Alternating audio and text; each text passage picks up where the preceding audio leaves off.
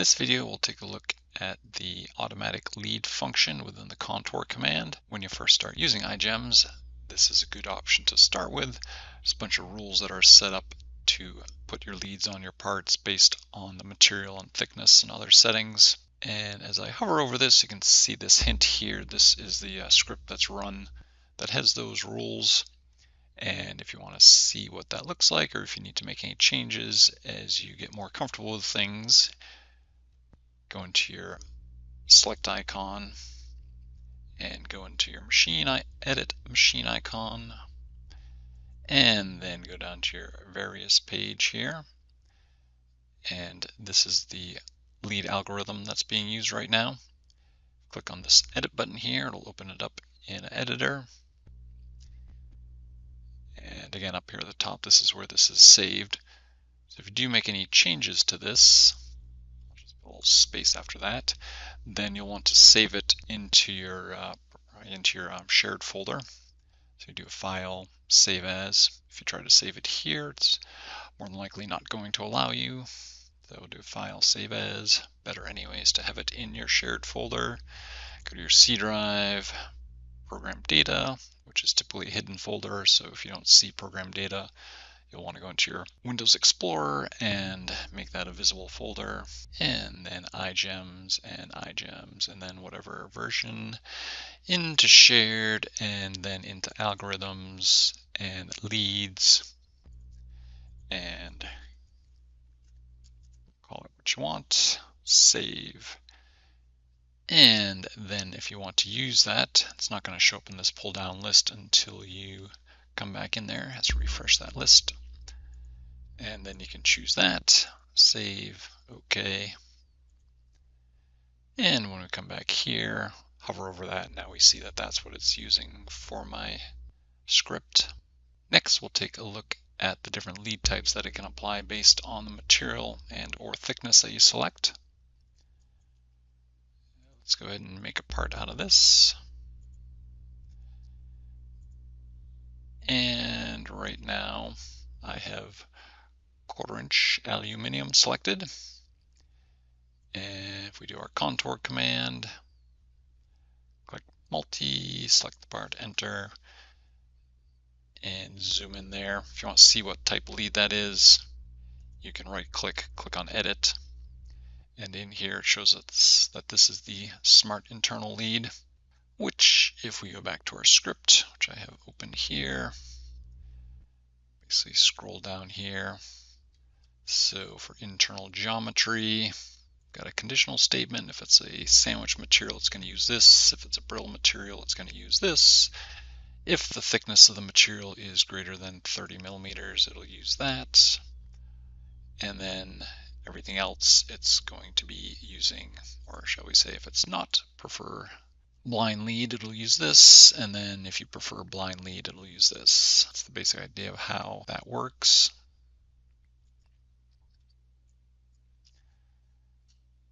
If I change my thickness, we'll go 1.5 inches. Back to our contour, multi. Now it puts circular leads on there. That's basically into this conditional statement here. Use a circular lead. If I did want to change the rule on the thickness that it starts applying the circular leads, can go back into our machine, edit this, scroll down, internal geometry. If the lead thickness greater than 30, anything in here is going to be in millimeters, then it's going to do the circular lead. Let's say if it's greater than, just to be safe, we'll call it 1.6 inches. And if you want to, you could just do the multiplication in here, 1.6 times 25.4 to convert that into millimeters, and save.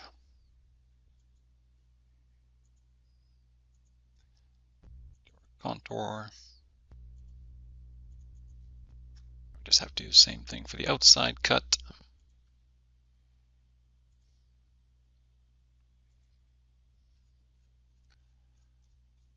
Scroll down till you get to the external area, greater than 1.6, 25.4.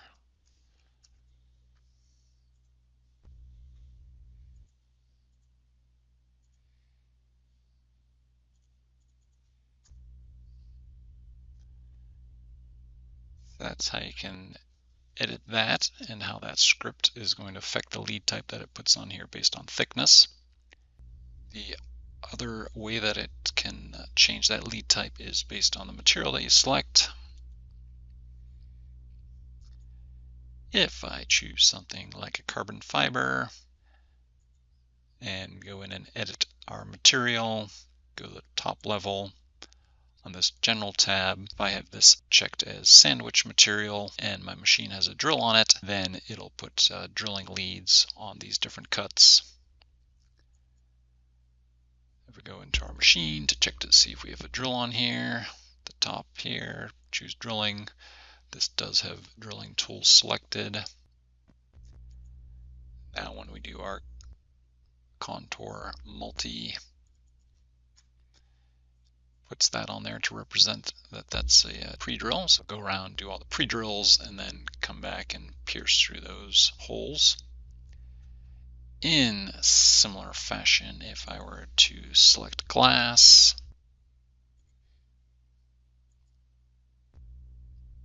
and go to, again, the top level, and on the general tab, if I select brittle material,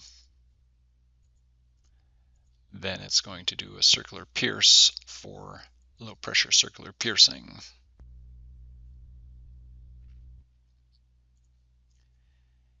If you happen to have both brittle and sandwich selected, top level, general tab, it will always choose the pre-drilling, because again, if we go back to that script for a moment,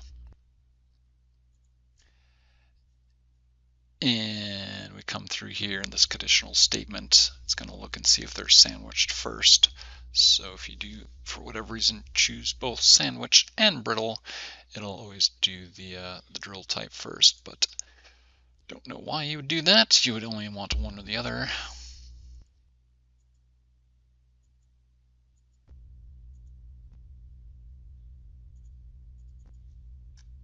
Okay, so that's one thing that the contour command can do. Let's just switch back to aluminium for a moment. No particular reason other than we love aluminium. All right. The other thing that you can do with this automatic lead is have it automatically apply tabs so that small parts don't fall into the tank. I usually find that 15 thousandths is a good size tab to start with. And then you've got choice of no tab on outside cuts, add tab on all outside cuts, and then auto tab. Now I say outside cuts, but this example over here, you'll see that it will, first of all, put a tab on the outside of this part because it's going to be smaller than what we define as the part size where we want to apply tabs. But then it'll also apply a tab on this cut because it's going to see that there's a part inside of here and you don't want this to fall into the tank and take the part with it. That's a pretty cool feature of the automatic lead.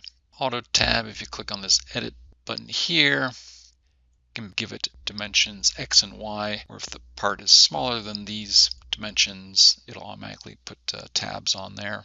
The other thing in here is this lead length percentage.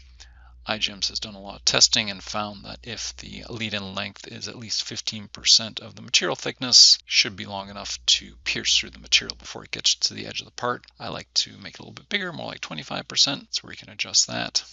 If you prefer to use blind leads, you have a choice on that. A blind lead will basically pierce on the edge and go around the part, so there won't be any piercing into the scrap area of the material, just as it's pierced right on the edge of the part. Click OK, and let's see, first we'll do multi and we'll select this. And if we zoom in here, okay, if we right click, edit, we can see that it's got that tab on there. because this part is 6 inches by 8 inches. If I go back in there, edit, and say, all right, let's put this at 7.999 and 5.999. Okay, multi, and then edit. We can see that there's no tab.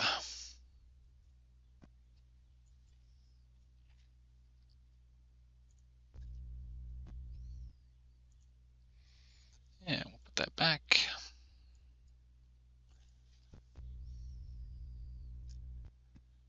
Close that. Let's go ahead and make parts out of this.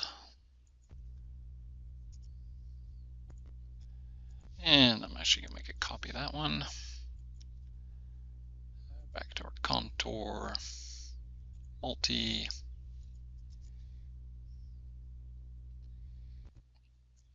Here we've got a tab because it is less than the 6x8. But then also it does put a tab on this inside cut so that that slug doesn't fall into the tank and take that part with it. If we look at this one, which doesn't have the part inside it, we can see no tab there.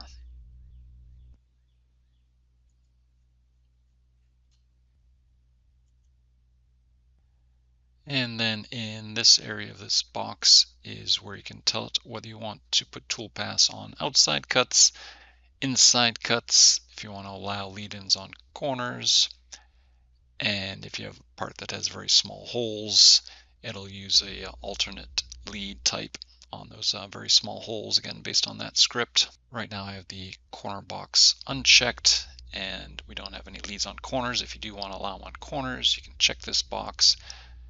The other thing down here is preferred corner. If I have this checked and this set at 90, it won't actually put the leads on the corner. Come to here and set that to say 45. Then it'll put it on the corners. Be aware of that. If I set this to 90, again, like we just did, we'll see that it won't put it on the corner. And then if I uncheck prefer corner, still leave corner selected,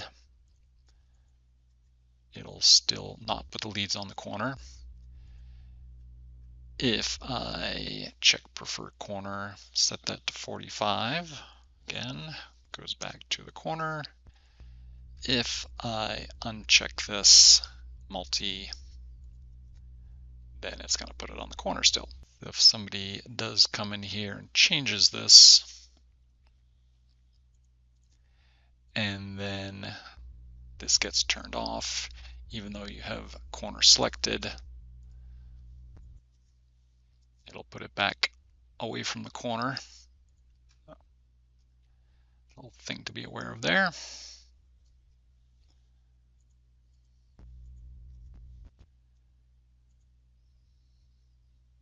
Other thing you can do in here is specify whether you want the tool offset to be to left or right. That'll affect the direction that it goes around those contours. So if you do have a preference for tool on left, tool on right, you can specify that here for inside outside cuts. And these will apply tool compensation, which if you zoom in on these, the red line is offset from the part to represent that the tool path is being offset, so you get accurately sized parts. If you don't want to do tool offset for whatever reason, you can choose the options for no compensation, and you got the clockwise, counterclockwise choices there. Down here in the multi area is how it's going to apply the tool paths if you use the multi command. Sorting, set that to closest. It's going to take basically shortest path going from cut to cut. Also note that it will do a good job of changing the lead position based on your direction of travel to the next cut to avoid traveling over something that's already cut. Got different choices there if you prefer a different technique of going from cut to cut. If you want something like zigzag, you can then click on this edit button here and choose where you want to start on the part, how you want to work through the part, zigzag, and multi, and do something like that, or left to right.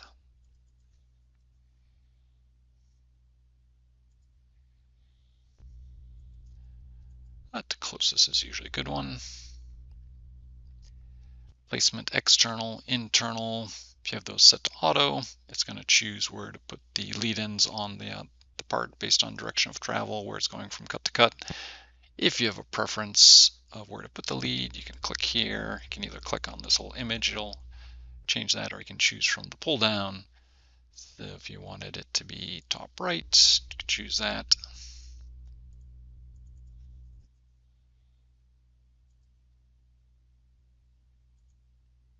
Let's see, top middle. And because I have the corners turned on, it's still going to keep it there. If you did want it top middle of the part, you'd have to again uncheck that corner box.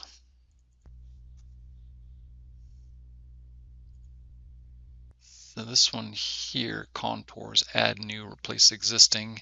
Normally where you're going to want to have this set, but sometimes people will change this and then kind of creates a little bit of havoc later on when they don't recall that they changed this. And what I mean is, let me close out of here, and we're going to delete our cuts off of here.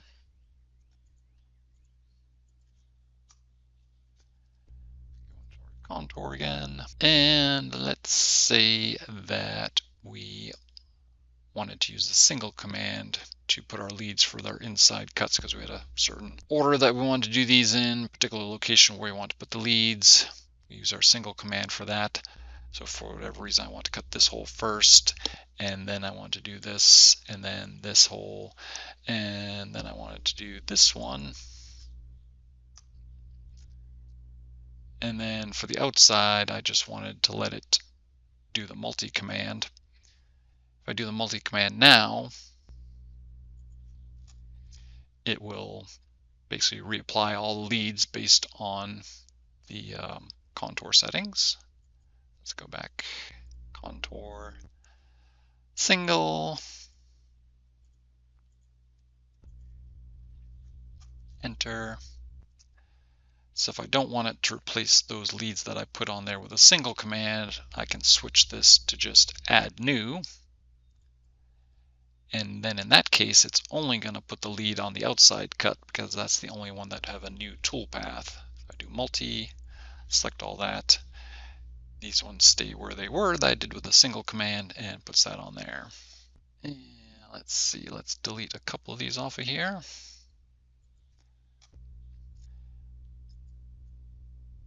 Now let's take a look at replace existing.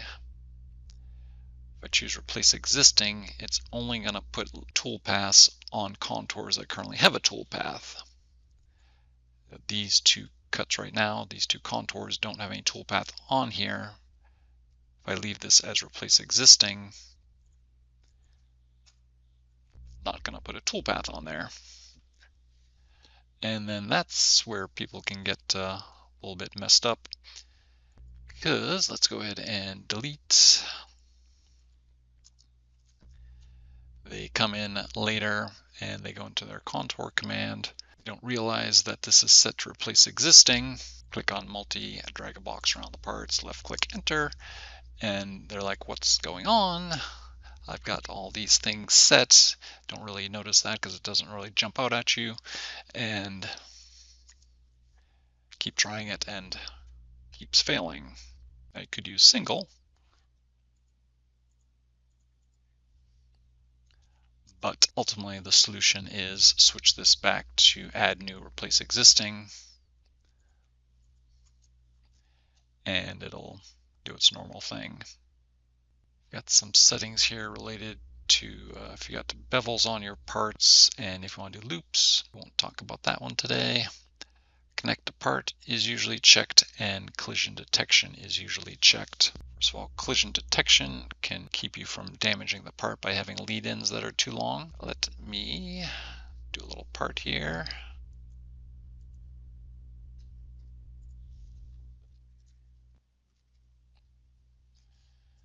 And I'll just put a small circle in the middle of that.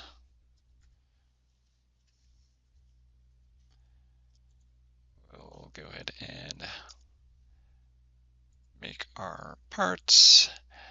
And let's see, okay, multi. So on this, because of the size of this, it puts a blind lead on here. Right-click, edit, smart blind lead. If you want to use a different lead type on that, you can go into contour, and I can turn off automatic lead. And this is going to be alternative lead because this one will probably fail. If I want to see how my short lead is set up, I can click on this. And this is set for a stationary lead, 050 long. See how small I can make this.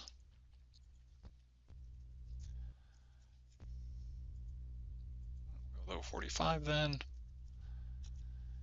And click OK, click single. Now when you do the single command, it's going to use this dynamic by default. So let's turn that off and do single again. And should be using the blind lead, but, or excuse me, should be using the alternative lead, but because this is turned on and the lead in length would be too long, sees that could damage the part, it's not going to let you put that lead on there. If you really want to allow it, you can uncheck this box, click single, and then it puts that super long lead on there.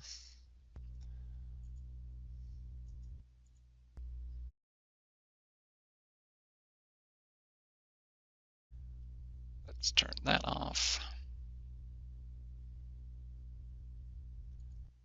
Let's turn this back to short.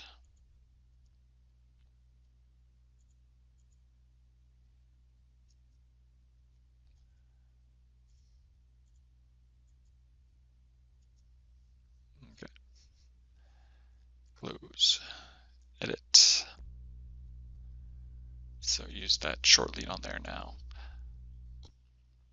So there's the potential that based on the size of the pierce that it could be a little bit of a blemish there, but if you do really want to force it, you can uncheck that collision detection box and it'll let you do basically whatever you want.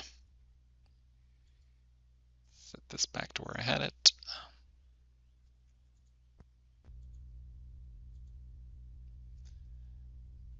And then connect to parts means that the toolpath is connected to the part. If I click on the toolpath, it's going to basically select the entire part. If I, let's go back to just the automatic lead. If I uncheck this box and do multi, select that, then now this toolpath is not actually connected to the part. That was the original one that was on there. Let me do that again. Contour, not connect to parts. Click on the toolpath. So the primary benefit of that is there's some people that might want to do all of their inside cuts prior to doing outside cuts on parts. Let me make a copy of this. And edit, delete.